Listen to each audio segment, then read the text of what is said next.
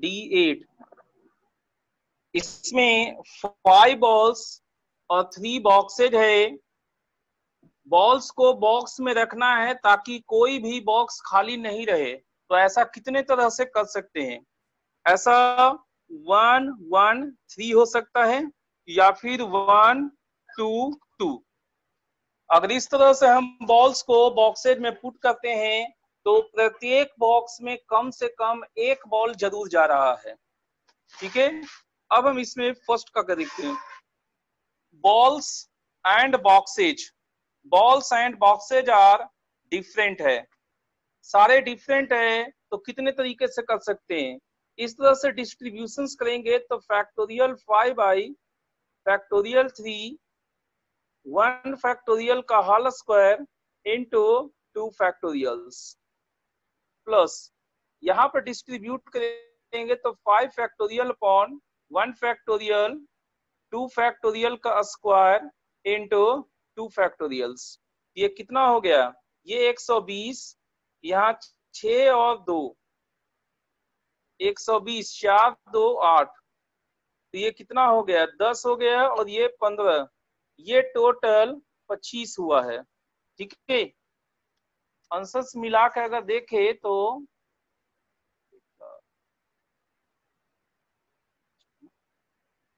D8 का first. अब इसमें एक चीज ये देखो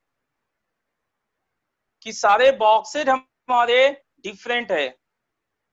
तो सारे बॉक्सेस डिफरेंट है तो किस बॉक्स में 1 बॉल है, किस बॉक्स में 3 है, इनका भी तो अरेंजमेंट होगा आपस में।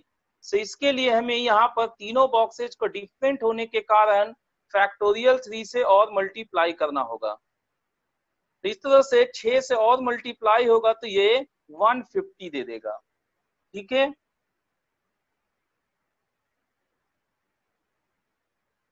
अब हम इसमें सेकंड देखेंगे।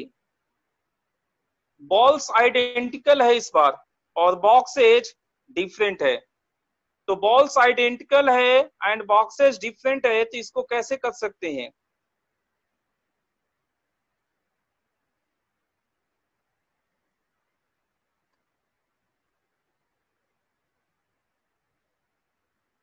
आइडेंटिकल बॉल्स है तो उसको 1 1 3 में कितने तरीके से कर सकते हैं ये देखना होगा।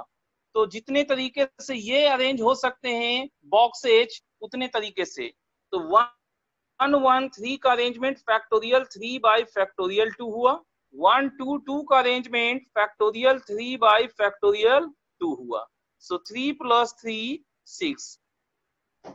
आइडेंटिकल बॉल्स का कोई अरेंजमेंट नहीं है, जो भी अरेंजमेंट है वो बॉक्सेज का अरेंजमेंट है। ठीक है, देखो आइडेंटिकल बॉल्स जब है तो आइडेंटिकल बॉल्स का अरेंजमेंट नहीं हो सकता, तो वो एक ही प्रकार से 1 1 3 में जाएगा। लेकिन बॉक्सेज डिफरेंट है तो 1 1 3 में 2 बॉक्स एक जैसे हो गए, 1 1 वाला बॉक्स एक जैसा हो गया और 3 डिफरेंट है, तो ये 1 1 3 का आपस में अरेंजमेंट होगा। और ये 2 आइडेंटिकल है इसलिए इनका अरेंजमेंट फैक्टोरियल 3 बाई फैक्टोरियल 2 है। सिमिलर यहाँ पर है 2 2 सेम होने के कारण जिन 2 बॉक्स में ये जाएगा वहां पर सेम ऑब्जेक्ट पुट किया जा रहा है, सेम काउंटिंग का ऑब्जेक्ट पुट किया जा रहा है, तो बाहर से एक जैसा दिखेगा, बस अंदर से हमारा डिफरेंट है बॉक्स। सो इनका भी अरेंजमेंट होगा, तो ये भी फैक्टोरियल 3 बाई फैक्टोरियल 2 बना। अब ये सेकेंड वाला समझ में आ गया है?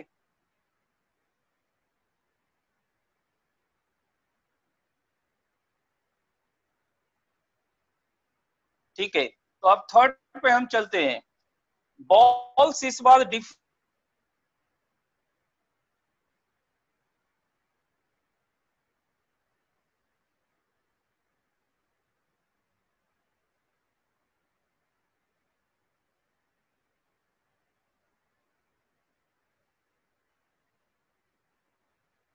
खाली रहेगा और कोई दिक्कत नहीं है, तो यही वाला हम लिख लेते हैं। बॉल्स डिफरेंट में factorial 3 upon factorial 3 factorial 2 plus factorial 5 upon factorial 2 square into 2 factorials.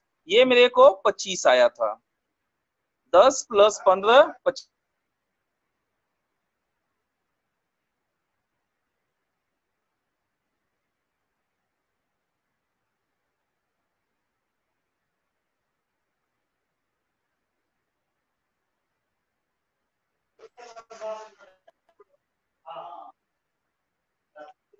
जब सब कुछ आइडेंटिकल है तो ये तो एक प्रकार हो गया और ये दूसरा प्रकार हुआ, तो टोटल तो 2 ही प्रकार ना हुआ, तो 2 वे ओनली लिख सकते हैं। अब बताओ ये पूरा क्लियर हुआ कि नहीं?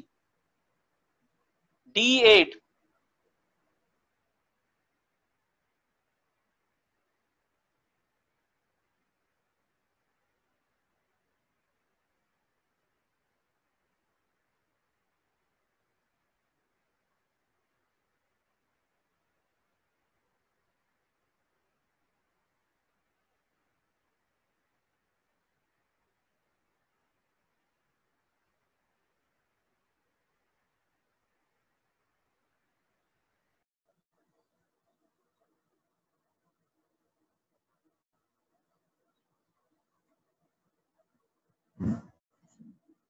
और बी में हमने क्या लिखा था? And with S. तो इसी प्रकार से अगर हम करें तो एस हमारा यहाँ पर फिक्स है, यहाँ पर 5 स्पेसेस है और बचे हुए 5 लेटर्स है, तो उनका अरेंजमेंट भी फैक्टोरियल 5 तरीके से होगा। अब हमारे पास एन ए इंटरसेक्शन बी है, तो ये वो पॉसिबिलिटीज है जिसमें जी से स्टार्ट करेगा at the same time S से एंड करेगा। तो मेरे पास 4 ऑब्जेक्ट है और 4 स्पेसेज है, तो टोटल हुए कितने? 4 फैक्टोरियल। अब इनका कैलकुलेशन सिर्फ करना बाकी। ये 720 होता है, 120, 120 और ये 24। तो ये कितना हो गया? 120 इसमें जाएगा या 240, अगर इसमें घटाएंगे तो 24 या 72, 400 हो गया, 504। ठीक है, ये 504 हो जाएगा। अब ये A3 हो गया। इसको फिर से करना explain. N A dash intersection B dash, ये डी मॉर्गन्स थ्योरी कहता है कि अगर दोनों में डैश लगा हुआ है तो यहाँ पर इंटरसेक्शन का यूनियन बन जाएगा और बाहर में होल डैश होगा। तुम्हारा कॉम्प्लीमेंट का थ्योरी था NS माइनस NA, तो A यूनियन B, और A यूनियन B का थ्योरी था NA plus NB minus NA intersection B। तो ये यहां से यहां तक पूरा सेट थ्योरी का चीज बना हुआ है। नाइदर A नॉर B जब रहेगा तो A dash intersection B dash है। अपना क्वेश्चन क्या था? Neither begins with G nor ends in S। तो हम सेट A को माने थे स्टार्ट विद G और B को माने थे and with S। All possibilities क्या होगा? जीनियस में 6 लेटर्स है, तो ऑल पॉसिबिलिटी 6 लेटर्स का 6 फैक्टोरियल हुआ, चूंकि सारे डिफरेंट है। जब हम G से स्टार्ट होने वाला लेंगे तो ये फिक्स हो गया, बाकी 5 लेटर्स हमारे अरेंज होंगे, वो फैक्टोरियल 5 हुआ। S से एंड होने वाला में लास्ट को हम फिक्स करेंगे तो पहले वाला 5 अरेंज होगा, वो फैक्टोरियल 5 हो गया। G और S दोनों से अगर हमको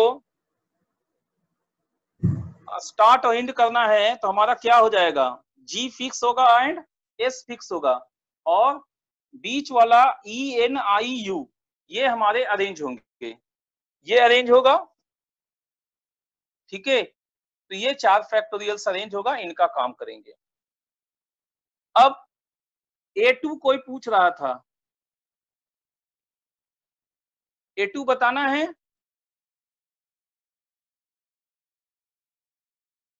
D8 सर। D8 फिर से? Yes sir. D9 sir. D9? अच्छा ठीक है, D9 बताते हैं।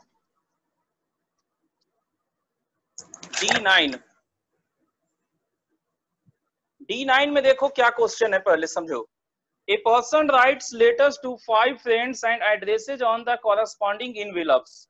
In how many ways can the letters be placed in the envelope so that? ये कह रहा है कि एक आदमी के पास 5 दोस्त है और पांचों को वो चिट्ठी भेजेगा और सभी लिफाफे पे उसका पता लिखेगा।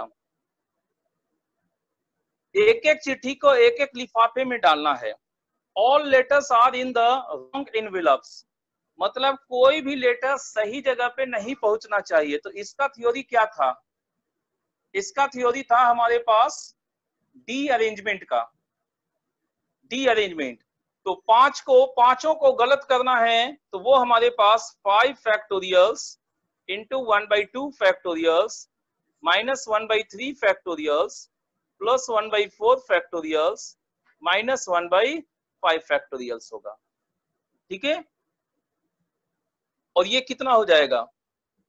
5 फैक्टोरियल 120 होता है, इसको 2 से भागा दोगे तो 60 हो गया। 60 में 3 से डिवाइड करो तो ये 20 हो गया। 20 को 4 से भागा दो तो ये 5 हो गया। 5 को 5 से भागा दो तो ये 1 हो गया। तो इस प्रकार से ये 44 होगा। अब जब हम इसका सेकंड करेंगे तो सेकंड में क्या है? At least 3 of them are in the wrong envelopes. At least 3 of them are in the wrong envelope. इसका मतलब हुआ कम से कम 3 गलत लिफाफे में जाना है। तो अगर 3 गलत लिफाफे में जाएगा तो सही कितने गए? तो हमारे पास 3 पॉसिबिलिटी है। 3 वीडियो रुक गया सर।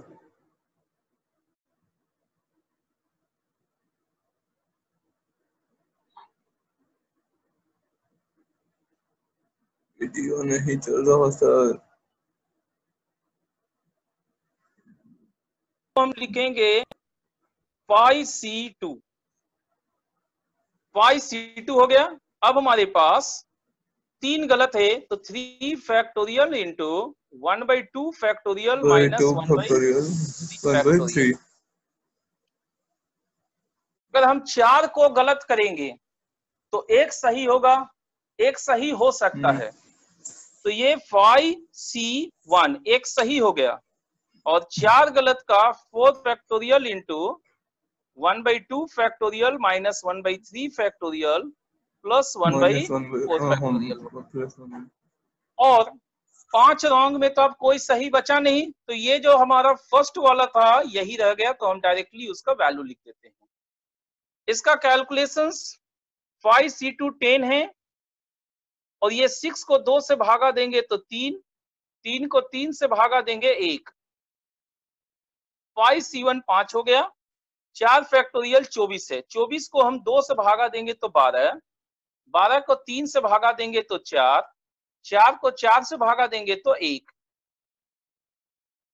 तो ये हमारा 2 हुआ, 10 दूना 20। ये हमारे पास 8 1 9 9 बचे 45 प्लस 44। ये हमारा कितना हो रहा है? 9 8 2 10 109।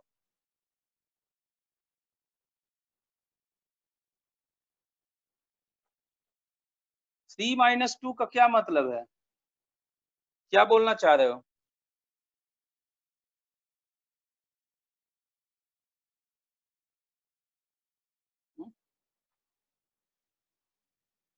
ध्रुव,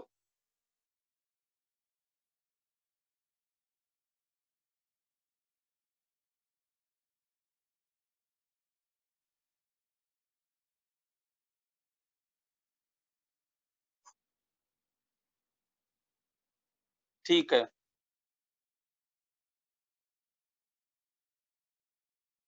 तो ये D9 कंप्लीट है ना, क्लियर है?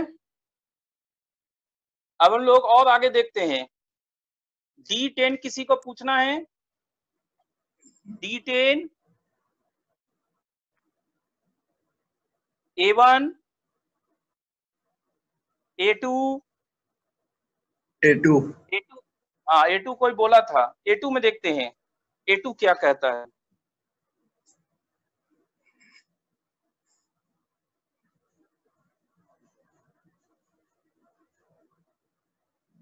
A2 में 8 chairs are numbered 1 to 8.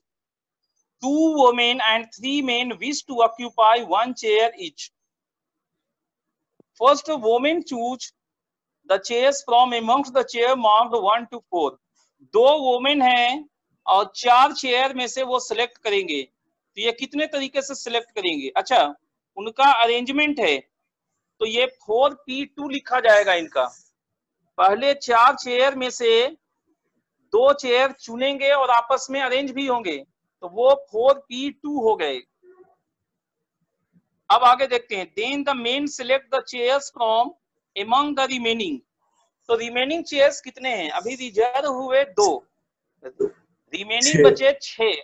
8 थे, 2 हो गए, तो 6 बचे हुए हैं। और अपने पास मेन है कितने? 3 है। तो अरेंजमेंट के साथ देंगे तो P होगा 6P3। तो 4P2 इंटू 6P3। क्लियर है? A3 हम लोग कर चुके। अब आगे बढ़ते हैं। A4, A5, A6,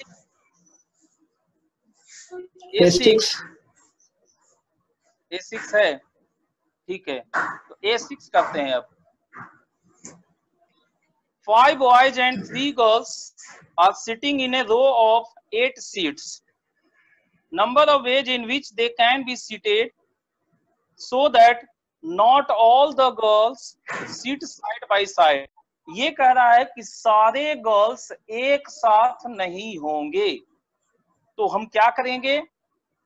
all possibility में all girl together, all possibility में ऑल गर्ल टुगेदर को हटा लेंगे। तो 8 है टोटल,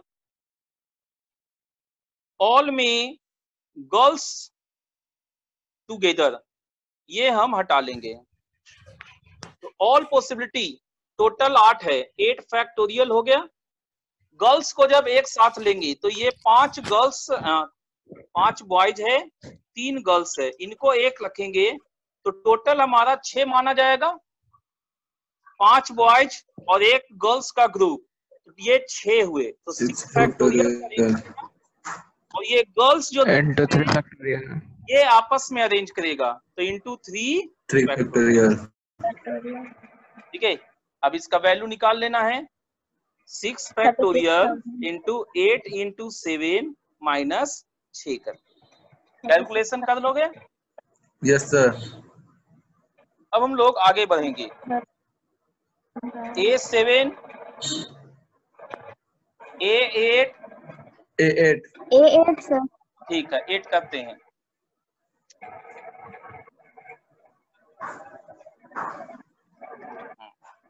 एट में देखते हैं। In a conference 10 speakers are present. If S1 want to speak before S2 and S2 wants to speak after S3, तो पहले इसका मैपिंग करेंगे। S1 wants to speak before S2 and S2 wants to speak after S3. After S3 में देखो S3 यहां भी हो सकता है और S3 यहां भी हो सकता है।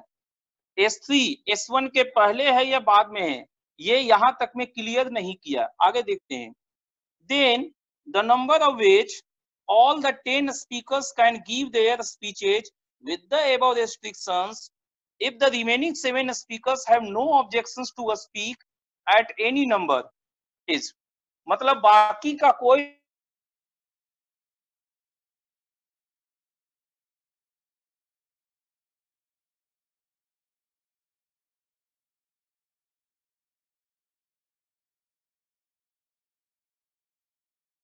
अरेंज कर दें। तो ये 3 केसेज है, तो इनको 3 है तो इनको कैसे अरेंज करेंगे? 10 में से कोई भी 3 ले लेंगे और उसको यहां पर बिठा देंगे। देखो हम क्या करते हैं, S1 S2 S3 3 लोग है तो 10 में से 3 चॉइस इसको देते हैं, कोई भी रैंडम 3 प्लेस इनको दे देंगे। और इन 3 प्लेस पे ये कितने तरीके से अरेंज होंगे? S3 या तो पहले होगा या S3 बीच में होगा। तो मतलब इनका अरेंजमेंट देखेंगे तो दो तरीके से हो सकता है। तो अभी तक हमने क्या किए, सिर्फ 3 पोजीशन का काम किया है, बाकी 7 पोजीशन अपना बाकी है। तो वो सिंपल 7 फैक्टोरियल से अरेंज होंगे। अब इसको देखना है कि क्या हुआ, तो देखते हैं। 10C3 को 10 फैक्टोरियल बाई 3 फैक्टोरियल इंटू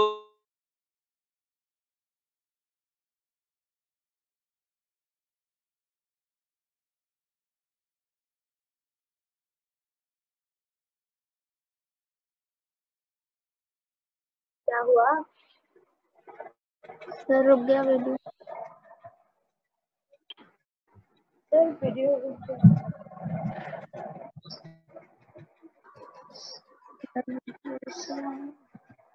करेंगे आगे। A9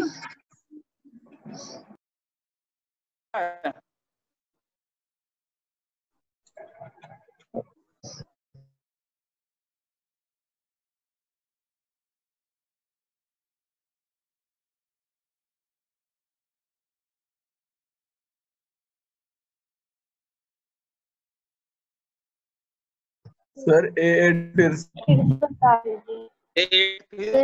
ठीक है। हमारे पास ये क्या था, S1 पहले बोलेगा और S3 के बाद बोलना है, के पहले बोलेगा S1 S2, ये हमारा फिगर सही है।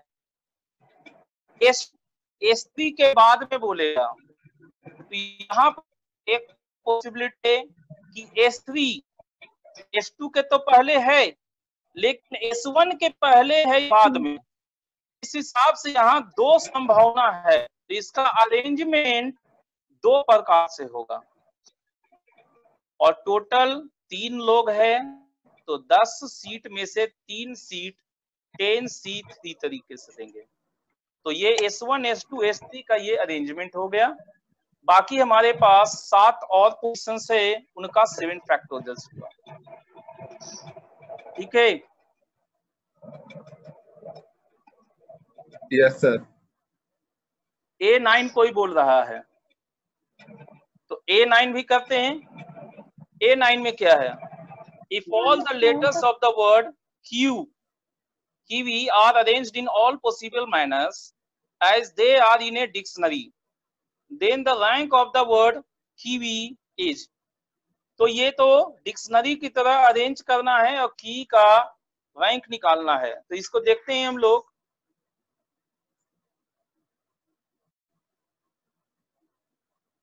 A9 में किवी, सबसे पहले इसको अल्फाबेटिकल ऑर्डर में लिखेंगे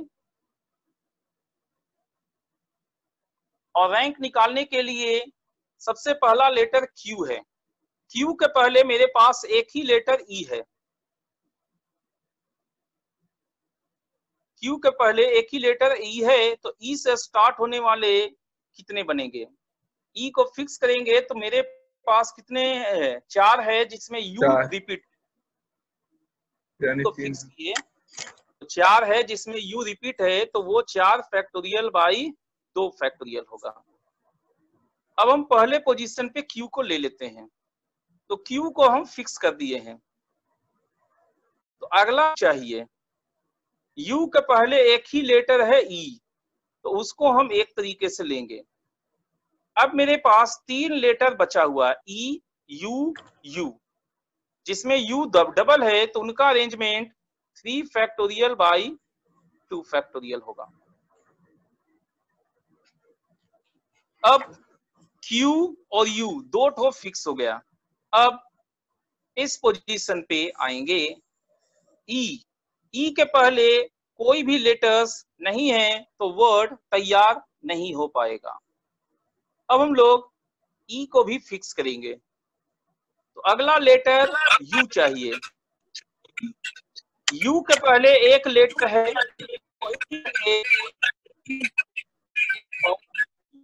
चेंज करेंगे, एक लेटर एक होगा,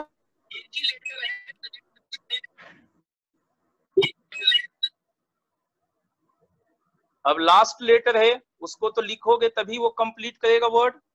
तो ये हमारा 24/2 12, 6/2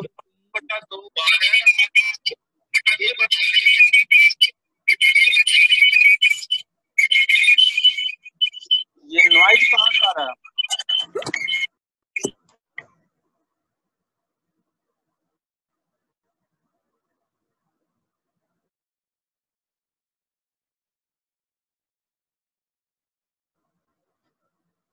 तो ये A9 है, A9 कंप्लीट हुआ।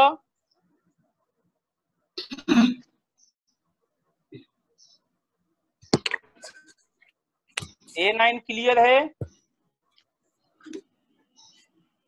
Yes sir. आगे बढ़ते हैं। A10 10 11 बताना है सर। 11 8 11 है। How 10 many?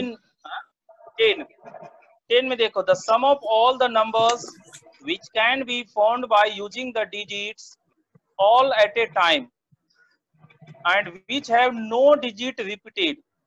रिपीटिशन अलाउड नहीं है, सारे डिजिट को इस्तेमाल करना है।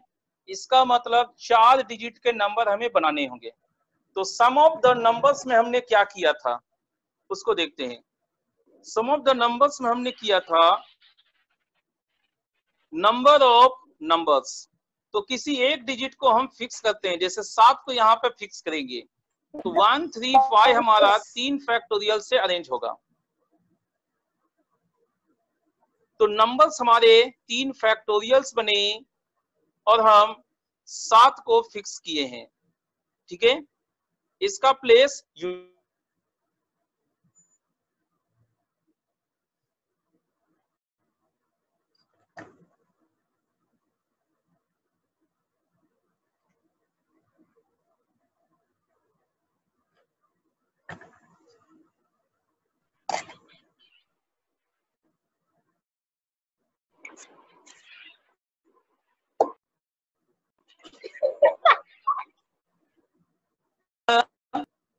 फाइव रख सकते हैं, 3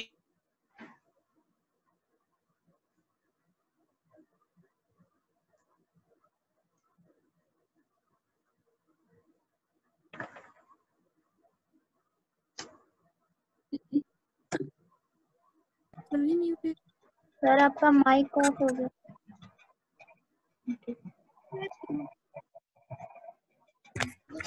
तो ये 6 हो गया, 10 8 और 8 16 और यहाँ पर 1 1 1 1 ये अपना बनेगा।